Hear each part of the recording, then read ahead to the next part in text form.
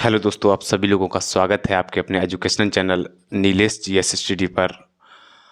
आज हमारा जो टॉपिक रहने वाला है वो है यूएनओ, यूनाइटेड नेशन ऑर्गेनाइजेशन, संयुक्त राष्ट्र संघ। क्या ज़रूरत पड़ी थी संयुक्त राष्ट्र संघ की स्थापना, इसकी किस लिए की गई थी? तो इसके पीछे की जो कहानी थी वो ये थी कि दो युद्ध हो चुके थे। प्रथम जो विश्व युद्ध हुआ था वो 1914 से 1918 के बीच में हुआ था।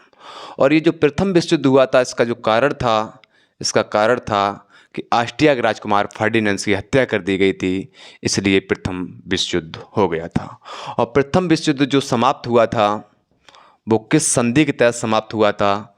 तब सही आंसर हो जाएगी वर्साय की संधि।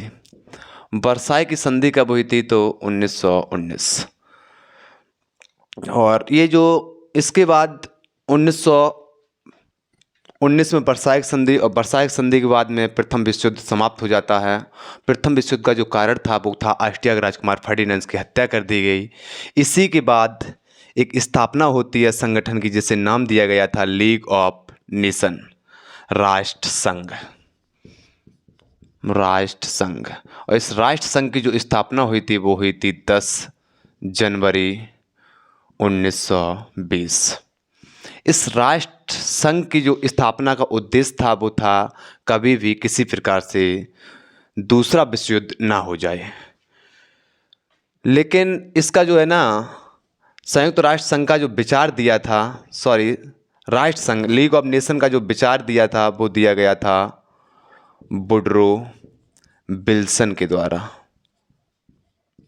इसका जो मेन उद्देश्य था राष्ट्र संघ का वो यही था कभी भी किसी प्रकार से दूसरा विश्व युद्ध ना हो जाए।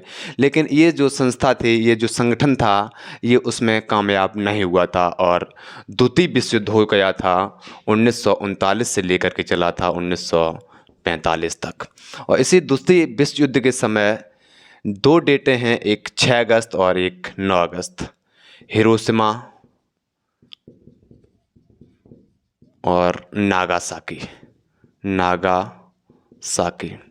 ये दोनों शहर पड़ते हैं जापान के, और जापान के ऊपर अमेरिका ने परमाणु हमला कर दिया था, परमाणु बम गिरा दिए थे। एक गिराया गया था 6 अगस्त को हिरोशिमा के ऊपर और दूसरा 9 अगस्त को नागासाकी के ऊपर। अमेरिका ने अपने आप को आत्मसमर्पित कर दिया था 15 अगस्त 1945 को। इसी के बाद कहीं किसी भी प्रकार से तीसरा विश्व युद्ध ना हो जाए, स्थापना की जाती है यूएनओ, संयुक्त राष्ट्र संघ की। और ये संयुक्त राष्ट्र संघ की स्थापना कब हुई? तब सही आंसर हो जाएगा 24 अक्टूबर 1945। यूएनओ दिवस कब मनाते हैं? तो 24 अक्टूबर को। यूएनओ की स्थापना का मुख्य उद्देश्य यही है कि कभी भी किसी प्रकार से तीसरा विश्व युद्ध ना हो जाए। और युद्ध में हमेशा क्या होती है, तो क्षति ही पहुंचती है। चाहे जीतने वाला देश हो या हारने वाला देश हो, हमेशा नुकसान ही हर देश का होता है। और आज की डेट की यदि बात की जाए तो कोई भी देश किसी भी देश से कमज़ोर नहीं है। एक छोटे से छोटा देश बड़े से बड़े देश को हिला सकता है। और जैसे कि उत्तर कोरिया एक छोटा सा देश है, लेकिन बड़े से बड़े देश को हिला देगा। और हम लोग भी किसी से कम नहीं हैं। अब हमने भी आत्मरक्षा के लिए परमाणु परीक्षण कर लिया है, ऑपरेशन स्माइलिंग बुद्धा और ऑपरेशन शक्ति 98। तो कोई भी देश किसी से कम नहीं है। यदि अब कभी भी युद्ध हो गया और तृतीय विश्व युद्ध हो गया तो धरती पर देश नहीं रहेंगे, क्योंकि प्रत्येक देश अपने आप में सक्षम है और हर देश के पास परमाणु हथियार है। तो यूएनओ की स्थापना का जो मुख्य उद्देश्य था वो यही उद्देश्य था कि कभी भी किसी प्रकार से तीसरा विश्व युद्ध ना हो। और यूएनओ की जो स्थापना हुई थी वो हुई थी 24 अक्टूबर 1945 को। इसीलिए 24 अक्टूबर को हम मनाते हैं संयुक्त राष्ट्र संघ दिवस। यूएनओ का जो मुख्यालय वो स्थित है न्यूयॉर्क में। न्यूयॉर्क में एक द्वीप पड़ता है मैनहट्टन द्वीप पर।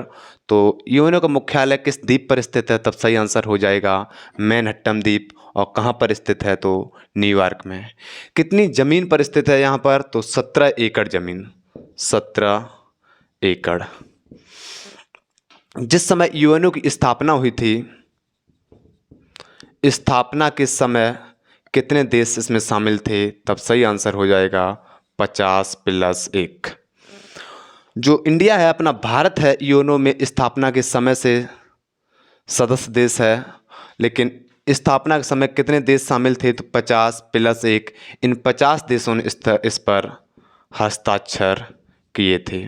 और ये जो एक देश था वो था पोलैंड। पोलैंड ने इस पर हस्ताक्षर नहीं किए थे। हस्ताक्षर कितने देशों ने किए थे? तब सही आंसर हो जाएगा 50। शामिल कितने देश थे? 51 देश थे। अब जो यूएनओ की स्थापना या यूएनओ की अवधारणा जो थी, यूएनओ की अवधारणा, इसका विचार किसके द्वारा प्रस्तुत किया गया था? यूएनओ का विचार किसने दिया था? तब सही आंसर हो जाएगा डी रूजवेल्ट। डी रूजवेल्ट के द्वारा यूएनओ की अवधारणा दी गई थी। और यदि बात की जाए तो यूएनओ में भाषाएं कितनी हैं? भाषाएं, तो टोटल भाषाएं कितनी हैं? 6। इन 6 भाषाओं को किस प्रकार से याद रखने हैं? तब हम कोड के रूप में इसको याद रखेंगे A C E F R S। ए से हम करेंगे अरबी, सी से चीनी भाषा और ई से अंग्रेजी। अंग्रेजी के बाद फ्रेंच, फ्रेंच के बाद रूसी और रूसी के बाद स्पेनिश, स्पेनिश। तो टोटल भाषाएं कितनी हैं? तब सही आंसर हो जाएगा 6 भाषाएं। लेकिन यूएनओ की कार्यकारी भाषा, मुख्य भाषाएं कितनी हैं? मुख्य भाषाएं यदि पूछी जाए तब आंसर हो जाएगा 2 भाषाएं। 2 भाषाएं कौन कौन सी? अंग्रेजी और फ्रेंच। अधिकतर जो कार्य होता है वो 2 भाषा में होता है, अंग्रेजी और फ्रेंच। कुल भाषाएं 6 भाषाएं, अरबी, चीनी, अंग्रेजी, फ्रेंच, रूसी, स्पेनिश। लेकिन मुख्य भाषाएं कितनी हैं? कार्यकारिणी भाषाएं कितनी हैं? तब आंसर 2 भाषाएं, अंग्रेजी और फ्रेंच, ये वाली।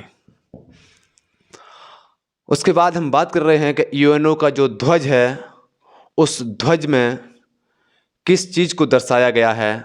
तो इसके जो ध्वज है, इसके पृष्ठभूमि का जो रंग होता है वो कैसा होता है? गहरा नीला। पृष्ठभूमि का कलर होता है गहरा नीला। और इस यूएनओ को जो फ्लैग है, इस पर किस चीज़ को दर्शाया गया है? तो ये यहाँ पर विश्व के मानचित्र को दर्शाया गया है और उसके बाहर जैतून की शाखाओं को दर्शाया गया है, ना कि पत्तियों को। ये वाली 2 साइड से जो दिख रही हैं, ये जैतून की शाखाएं किसकी हैं? जैतून। और बीच में विश्व का मानचित्र है। और इसके जो पृष्ठभूमि का कलर होता है वो कैसा होता है? गहरा नीला। और इस भाग का कलर होता है ये जैतून की पत्तियां, और विश्व का जो मानचित्र है इसका कलर कैसा होता है? तब सही आंसर हो जाएगा सफ़ेद। यदि यूएनओ के अंग की बात की जाए कि यूएनओ में कितने अंग हैं, तब सही आंसर हो जाएगा 6। पहले नंबर पर बात कर रहे हैं महासभा। महासभा, महासभा में जो सदस्य हैं वो टोटल कितने होते हैं? तो 193 सदस्य। 193वां जो देश है वो है दक्षिण सूडान। दक्षिण सूडान की राजधानी कहाँ पर है? जूबा। तो सबसे नवीनतम सदस्य देश कौन सा है? दक्षिण सूडान। दक्षिण सूडान किस नंबर का सदस्य देश है? 193वां। और दक्षिण सूडान की राजधानी कहाँ पर है? जूबा में। इस महासभा जो होती है, महासभा की जो बैठक होती है वो किस माह में आयोजित की जाती है? तब सही आंसर हो जाएगा सितंबर माह में। और महासभा का जो कार्य होता है वो कार्य क्या होता है? तो महासभा का मुख्य कार्य होता है कोई भी देश यूएनओ का मेंबर बनेगा या नहीं बनेगा, इसका निर्णय कौन करता है? तो महासभा के द्वारा इसका निर्णय लिया जाता है। और महासभा को ये कहा जाता है लघु संसद। लघु संसद के नाम से किसे जाना जाता है? महासभा। टोटल सदस्य कितने हैं? 193। 193वां देश कौन सा है? दक्षिण सूडान। और दक्षिण सूडान की राजधानी जूबा। महासभा की बैठक का आयोजन किस माह में किया जाता है? सितंबर माह में। महासभा का मुख्य कार्य क्या होता है? कोई भी देश यूएनओ का मेंबर बनेगा या नहीं बनेगा, इसका निर्णय कौन करता है? तो महासभा। और महासभा को ही कहा जाता है लघु संसद। अगले हम अंग की बात कर रहे हैं जिसको नाम दिया गया सुरक्षा परिषद। और इस सुरक्षा परिषद में जो कुल सदस्य होते हैं वो देश हैं 15। और 15 देश को इस प्रकार से विभाजित किया गया है 5+10। ये जो 5 देश होते हैं ये स्थायी देश होते हैं 5, और अस्थायी देशों की संख्या कितनी होती है? तब सही आंसर हो जाएगा 10। स्थायी देशों का कार्यकाल अनिश्चित समय के लिए, और मतलब ये तो स्थायी देश होते हैं 5, और अस्थायी देशों का जो कार्यकाल होता है वो होता है 2 वर्ष। और ये यूएनओ में जो 5 स्थायी यानी कि स्थायी जो सदस्य देश हैं वो कौन कौन से देश हैं? तब हमको इस प्रकार से याद रखने हैं A, B, C और उसके बाद R, F। ए से हम करेंगे अमेरिका, और बी से ब्रिटेन, सी से चीन, और आर से रूस, उसके बाद फ्रांस। इन 5 देशों को एक शक्ति प्राप्त है जिसे कहा गया वीटो पावर। तो वीटो पावर कितने देशों को प्राप्त है? 5 देशों को। यूएनओ के स्थायी सदस्य देश कितने हैं? 5 देश। वीटो पावर क्या होता है? तो मना करने की शक्ति इन 5 देशों को प्राप्त है। निषेधाधिकार, मना करने की शक्ति। कोई भी बिल यदि बन रहा है, कोई कानून यदि बन रहा है, उसमें से यदि इन 5 देशों में से कोई भी एक देश यदि मना कर रहा है तो वो कानून कभी भी पारित नहीं होगा। इसके बाद दुनिया की जो पुलिसमैन की संज्ञा दी गई वो किसे दी गई? Police man. सुरक्षा परिषद को कहा जाता है पुलिसमैन। और ये जो 10 अस्थायी सदस्य देश हैं इनमें सबसे अधिक बार जो अस्थायी सदस्य देशों में रह चुका है वो रह चुका है जापान। जापान कितनी बार रह चुका है? तो 11 बार। कार्यकाल कितना होता है? 2 वर्ष। स्थायी देश कितने हैं? 5। इन्हीं 5 की पावर वीटो पावर प्राप्त है अमेरिका, ब्रिटेन, चीन, रूस और फ्रांस। पुलिसमैन की संज्ञा किसे दी गई? तब सही आंसर हो जाएगा सुरक्षा परिषद। इसका जो तीसरा अंग है इसको नाम दिया गया सचिवालय। सचिवालय तीसरे अंग को कहा गया सचिवालय। और सचिवालय का जो प्रमुख होता है वो कहलाता है महासचिव। महासचिव। महासचिव का जो कार्यकाल होता है वो कितने वर्ष का होता है? तब सही आंसर हो जाएगा 5 वर्ष। और इस महासचिव की जो नियुक्ति की जाती है वो किसके द्वारा, इसके चुना किसके द्वारा जाता है? तब सही आंसर हो जाएगा सुरक्षा परिषद की सलाह पर। सुरक्षा परिषद की सलाह पर, सुरक्षा परिषद की सलाह पर महासभा। महासचिव को किसके द्वारा चुना जाता है? तब सही आंसर क्या हो जाएगा? सुरक्षा परिषद की सलाह पर महासभा के द्वारा महासचिव को चुना जाता है। और सचिवालय का जो प्रमुख होता है क्या कहलाता है? सचिवालय का प्रमुख महासचिव कहलाता है। इसका कार्यकाल कितना होता है? 5 वर्ष। और इधर हमने पहले अंग की बात की थी। पहला अंग कौन सा है? महासभा। महासभा में सदस्य देश कितने हैं? 193। 193वां देश कौन सा है? दक्षिण सूडान। यूएनओ का यदि पूछा जाए महासभा में सबसे नवीनतम सदस्य देश कौन सा है? तो दक्षिण सूडान, राजधानी जूबा। बैठक इसकी किस माह में होती है? सितंबर माह में। और महासभा का जो मुख्य कार्य होता है वो होता है कोई भी देश को सदस्यता दिलानी है या नहीं दिलानी है, इसका निर्णय कौन करता है? महासभा। लघु संसद के नाम से जाना जाता है महासभा को। दूसरा इसका अंग है सुरक्षा परिषद। सुरक्षा परिषद में टोटल सदस्य देश कितने हैं?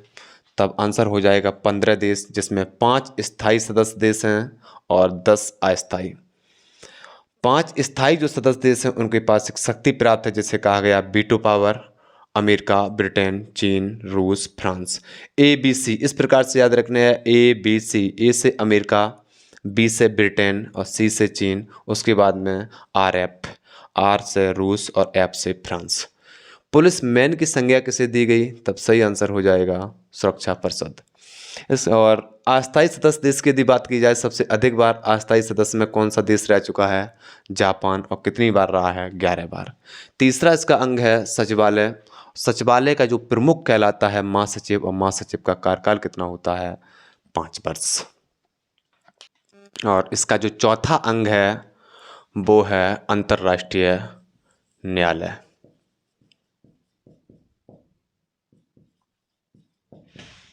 अंतर्राष्ट्रीय न्यायालय, ये जो अंतर्राष्ट्रीय न्यायालय है इसका जो मुख्यालय है वो न्यूयॉर्क में नहीं है। बाद बाकी यूएनओ में जितने भी अंग हैं सबके मुख्यालय कहाँ पर हैं? तो न्यूयॉर्क में। लेकिन अंतर्राष्ट्रीय न्यायालय एक ऐसे अंग है जिसका मुख्यालय न्यूयॉर्क में नहीं है। इसका मुख्यालय कहाँ पर है? तब सही आंसर हो जाएगा द हेग। और द हेग जगह कहाँ पर पड़ती है? किस देश में पड़ती है? नीदरलैंड। अंतर्राष्ट्रीय न्यायालय में जो जज होते हैं, जजों की संख्या कितनी है होती है? तो 15। और इनका कार्यकाल कितना होता है? तब सही आंसर हो जाएगा 9 वर्ष। अंतर्राष्ट्रीय न्यायालय की यदि कोई भी किसी प्रकार का डिसीजन देना है, जो इसकी कोरम संख्या होती है वो 9 होती है। टोटल जो जज होते हैं 15 में से 9 जज उपस्थित अनिवार्य है, तभी किसी प्रकार की बैठक हो सकती है। तो कोरम संख्या 9 होती है। और अंतर्राष्ट्रीय न्यायालय में जजों का कार्यकाल कितना होता है? 9 वर्ष का होता है। कुल जजों की संख्या 15। अंतर्राष्ट्रीय न्यायालय का मुख्यालय कहाँ पर स्थित है? The Hague, Netherlands. और भारत की तरफ से अभी तक 4 जज अंतर्राष्ट्रीय न्यायालय में जा चुके हैं। पहले नंबर पर थे नागेंद्र सिंह, और दूसरे नंबर पर थे BN राव, तीसरे RS पाठक, और जो वर्तमान में हैं उनका नाम है दलवीर सिंह भंडारी। दलवीर सिंह भंडारी को 2017 में दूसरी बार चुन लिया गया है। तो भारत की तरफ से अंतर्राष्ट्रीय न्यायालय में कुल कितने अभी तक जज पहुंचे हैं? तब सही आंसर हो जाएगा 4। पहले नंबर पर नागेंद्र सिंह, उसके बाद BN राव, RS पाठक और दलवीर सिंह भंडारी। यूएनओ का जो 5वां अंग है जिसको नाम दिया गया आर्थिक एवं सामाजिक परिषद। आर्थिक एवं सामाजिक परिषद। आर्थिक एवं सामाजिक परिषद में जो सदस्य हैं वो कुल सदस्यों की संख्या होती है 54। और इसका जो अध्यक्ष होता है, अध्यक्ष का कार्यकाल होता है 1 वर्ष, और इसके सदस्य का जो कार्यकाल होता है वो होता है 3 वर्ष। इसके बाद में एक 6वां इसका अंग है जिसको नाम दिया गया न्यास परिषद। और ये जो न्यास परिषद है ये किसी प्रकार का कोई काम नहीं कर रहा है, निष्क्रिय है। तो यूएनओ का कौन सा एक अंग है जो निष्क्रिय है? तब सही आंसर हो जाएगा न्यास परिषद। और अंतर्राष्ट्रीय न्यायालय में वर्तमान में भारत की तरफ से न्यायाधीश कौन है? दलवीर सिंह भंडारी दूसरी बार चुने गए हैं 2017 में। पहले नंबर पर नागेंद्र सिंह, उसके बाद BN राव के बाद RS पाठक, दलवीर सिंह भंडारी। आर्थिक एवं सामाजिक परिषद जो सदस्य कितने हैं? तो 54 सदस्य। इसके अध्यक्ष का कार्यकाल 1 वर्ष और इसके सदस्य का कार्यकाल होता है 3 वर्ष। 6वां इसका अंग है जिसको नाम दिया गया न्यास परिषद जो कि निष्क्रिय है। ये इस प्रकार से इसके कुल 6 अंग थे। यूएनओ के जो पहले महासचिव थे वो थे ट्रिगवेली। यूएनओ के पहले महासचिव कौन थे? ट्रिगवेली। और ट्रिगवेली किस देश के थे? तब सही आंसर हो जाएगा नॉर्वे। और यहीं पर नॉर्वे की राजधानी जो है ओस्लो, ओस्लो में ही दिए जाते हैं शांति के नोबेल पुरस्कार। उसके बाद में हम बात कर रहे हैं, एक नाम सुना होगा डैग हैमर। ये यूएनओ के महासचिव रह चुके हैं। डैग हैमर किस देश के थे? स्वीडन। और ये डैग हैमर की कार्यकाल के दौरान मृत्यु हो गई थी। कार्यकाल के दौरान मृत्यु। तो यूएनओ का कौन सा महासचिव थे जिनकी कार्यकाल के दौरान मृत्यु हो गई थी? तब सही आंसर हो जाएगा डैग हैमर। किस देश के थे? स्वीडन। आगे हम बात कर रहे हैं, नाम सुना होगा यूथांट। यूथांट किस देश के थे? तब सही आंसर हो जाएगा बर्मा। और ये पहले एशियाई व्यक्ति थे जो यूएनओ में महासचिव रहे थे, पहले एशियाई। इसके बाद एक नाम है बुत्रोस घाली।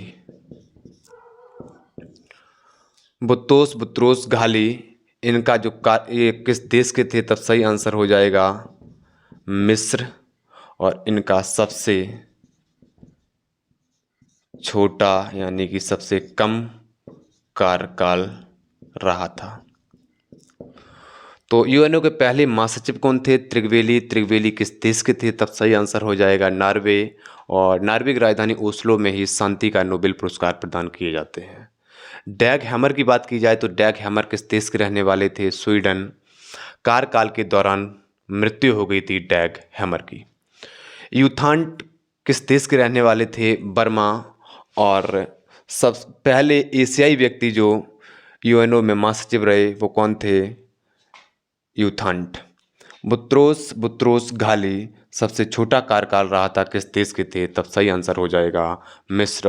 और यूएनओ में जो वर्तमान में महासचिव हैं वो हैं एंटोनियो गुटेरस। किस देश के हैं? तब सही आंसर हो जाएगा पुर्तगाल। तो हमें आशा है कि आज की क्लास आप सभी लोगों को समझ में आई होगी। अपने माता पिता का सम्मान कीजिए, इस देश में पल रहे छोटे छोटे बच्चों का सम्मान कीजिए, क्योंकि वही हमारे देश की आन है, वही हमारे देश की शान है। All the best, good luck, have a nice day.